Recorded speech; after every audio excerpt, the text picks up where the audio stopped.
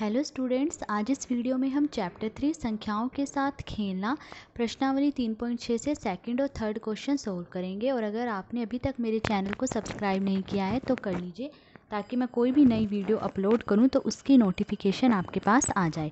Question number 2 देखिए।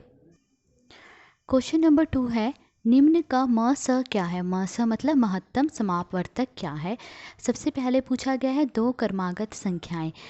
दो क्रमागत संख्याओं का महत्तम समापवर्तक क्या होगा ये बताना है। क्रमागत संख्याएं मतलब एक के बाद एक संख्या, बीच में कोई संख्या छूटनी नहीं चाहिए। जैसे 5 और 6 ये क्या है, क्रम से लगी संख्याएं हैं, क्रमागत संख्याएं 5 और 6। फिर 6 और 7 क्या है, क्रमागत संख्याएं। कोई संख्या बीच में छूटनी नहीं चाहिए। जैसे 5 और 7 है, ये क्रमागत संख्या नहीं है क्योंकि बीच में क्या है 6 वो छूट गया। तो क्रमागत संख्याएं मतलब एक के बाद एक संख्याएं। तो अब दो क्रमागत संख्याओं का महत्तम समापवर्तक क्या होगा। तो देखिए, मैंने दो क्रमागत संख्याएं ली 8 और 9। ठीक है, क्रमागत संख्याएं, इनका महत्तम समापवर्तक क्या होगा। देखिए, 8 के पहले अभाज्य गुणनखंड निकालेंगे। किस पे कटेगा ये, 2 पे। 2 चौके 8, 2 दूनी 4। ठीक है, फिर 2 एकम 2। तो 8 के गुणनखंड कौन से अभाज्य, 2 गुणा 2 गुणा 2। ठीक है, अब ऐसे ही 9 के निकालेंगे। देखिए, 3 तिये 9, 3 एकम 3। 9 के क्या है, 3 गुणा 3। तो अब महत्तम समापवर्तक क्या होगा इन दोनों का। देखिए, महत्तम समापवर्तक क्या होता है, जो दोनों में साझा गुणनखंड हो, पहले वो देखते हैं हम। देखिए, इन दोनों में कोई भी गुणनखंड साझा नहीं है। देखिए, 2 इसमें है नहीं और 3 इसमें है नहीं। तो अब इनका महत्तम समापवर्तक क्या होगा। तो इनका महत्तम समापवर्तक 1 होगा। ठीक है, जब इन दोनों में कोई भी साझा नहीं पता चला हमें कौन सा है, तो इसका मतलब उनका महत्तम समापवर्तक क्या होगा, 1 होगा। तो दो क्रमागत संख्याओं का महत्तम समापवर्तक क्या होता है, 1 होता है। तो दो क्रमागत संख्याओं का महत्तम समापवर्तक क्या होता है, 1 होता है। कोई सी भी क्रमागत संख्याएं ले लीजिए आप, चाहे 5 और 6 लीजिए, उनका महत्तम समापवर्तक भी 1 होगा। ठीक है, 3 और 4 ले लीजिए, उनका महत्तम समापवर्तक भी क्या होगा, 1 होगा।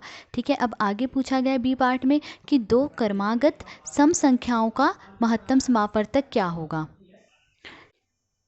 सम संख्याएं कौन सी होती हैं, जो 2 से पूरी तरह भाग होती हैं, वो क्या होती हैं, सम संख्याएं होती हैं।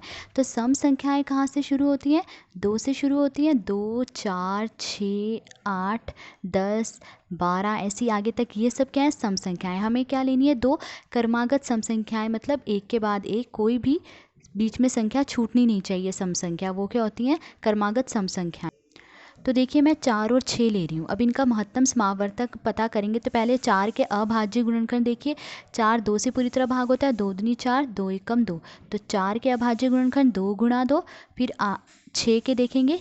ठीक है, अगला हम 6 ले रहे हैं, तो 6 के कौन से होंगे, 6 को 2 से पूरी तरह भाग हो जाता है। ठीक है, कितने पर हो रहा है, 3 पर। 2 तिये 6, फिर ये 3 एकम 3। 6 के क्या है, 2 गुणा 3। तो अब इनका महत्तम समापवर्तक क्या होगा। महत्तम समापवर्तक क्या होता है, जो दोनों में साझा हो, पहले वो देखते हैं। तो देखिए, साझा कौन सा है दोनों में, ये 2। देखिए, ये 2 इसमें भी है और इसमें भी है, ये है जो साझे हैं। तो इसका मतलब इनका महत्तम समापवर्तक क्या होगा, 2। तो इसका मतलब दो क्रमागत सम संख्याओं का महत्तम समापवर्तक क्या होता है, 2 होता है। आप कोई भी क्रमागत सम संख्याएं ले लीजिए, चाहे 6 और 8 ले लीजिए, 8 और 10 ले लीजिए, बस वो क्रम से होनी चाहिए सम संख्याएं। ठीक है, तो दो क्रमागत सम संख्याओं का महत्तम समापवर्तक क्या होता है, 2 होता है। अब सी पार्ट में देखिए, पूछा गया है दो क्रमागत विषम संख्याओं का महत्तम समापवर्तक क्या होता है। विषम संख्याएं कौन सी होती हैं, जो 2 से पूरी तरह भाग नहीं होती हैं, शेष बच जाता है, वो क्या होती हैं, विषम संख्याएं होती हैं। अब देखिए, मैंने दो क्रमागत विषम संख्याएं ली 15 और 17। ठीक है, ये क्रमागत विषम संख्याएं हैं। तो अब अगर मैं इनका महत्तम समापवर्तक निकालूंगी तो इनका महत्तम समापवर्तक क्या आएगा, 1 आएगा। क्यों, क्योंकि जब इनके अभाज्य गुणनखंड निकालेंगे तो उनके गुणनखंडों में कोई भी गुणनखंड साझा नहीं होगा, मतलब एक जैसा नहीं होगा। तो जब भी ऐसा होता है कि भाई गुणनखंडों में कुछ साझा ना आ रहा हो, तो उनका महत्तम समापवर्तक क्या होता है, 1 होता है। तो इसका मतलब दो क्रमागत विषम संख्याओं का महत्तम समापवर्तक क्या होगा, 1 होगा। तो दो क्रमागत विषम संख्याओं का महत्तम समापवर्तक क्या है?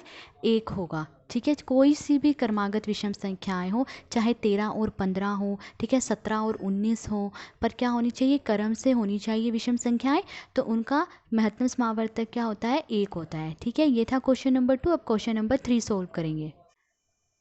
क्वेश्चन नंबर 3 देखिए, अभाज्य गुणनखंडन द्वारा दो सह अभाज्य संख्याओं 4 और 15 का महत्तम समापवर्तक इस प्रकार ज्ञात किया गया। क्योंकि इन गुणनखंडों में कोई अभाज्य सार्व गुणनखंड नहीं है, इसलिए 4 और 15 का महत्तम समापवर्तक 0 है।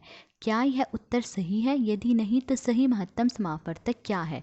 तो देखिए, इस क्वेश्चन में 4 और 15 का महत्तम समापवर्तक अभाज्य गुणनखंडों द्वारा निकाला गया। मतलब पहले इनके अभाज्य गुणनखंड निकाले गए हैं, ठीक है, फिर इनका महत्तम समापवर्तक निकाला गया है। तो देखिए, महत्तम समापवर्तक जब हम निकालते हैं तो क्या देखते हैं कि अभाज्य गुणनखंडों में देखते हैं कौन सा गुणनखंड साझा है। ठीक है, अब देखिए इनमें तो कोई भी गुणनखंड साझा नहीं है, तो वही ये कह रहा है कि इन गुणनखंडों में कोई भी अभाज्य सार्व गुणनखंड नहीं है, कोई भी गुणनखंड साझा नहीं है। तो वो कह रहा है इसलिए 4 और 15 का महत्तम समापवर्तक 0 होगा। तो क्या ये कथन सही है? अभी हमने ऊपर के क्वेश्चन में देखा था कि जब हमने दो क्रमागत संख्याओं का, ठीक है, वो निकाला था महत्तम समापवर्तक, तो हमने देखा था कि उनके गुणनखंडों में कोई भी गुणनखंड साझा नहीं आ रहा था। तो हमने क्या कहा था कि इनके गुणनखंडों में कोई गुणनखंड साझा नहीं आ रहा, तो इसका मतलब इनका महत्तम समापवर्तक क्या है? 1 है। तो हम महत्तम समापवर्तक क्या ले रहे थे? 1 है। पर ये क्या कह रहा है कि अगर कोई अभाज्य गुणनखंड साझा ना आ रहा हो तो उनका महत्तम समापवर्तक 0 होता है। तो क्या ये कथन सही है? नहीं, ये कथन सही नहीं है। महत्तम समापवर्तक क्या होगा? 1 होगा। तो नहीं, यह उत्तर सही नहीं है। तो उन्होंने पूछा था सही महत्तम समापवर्तक क्या है? सही महत्तम समापवर्तक 1 है। ठीक है, तो ये था क्वेश्चन नंबर 3। तो आज हमने सेकंड और थर्ड क्वेश्चन सोल्व करा। अगर आपको वीडियो अच्छी लगी हो तो please like, share and subscribe. Thank you.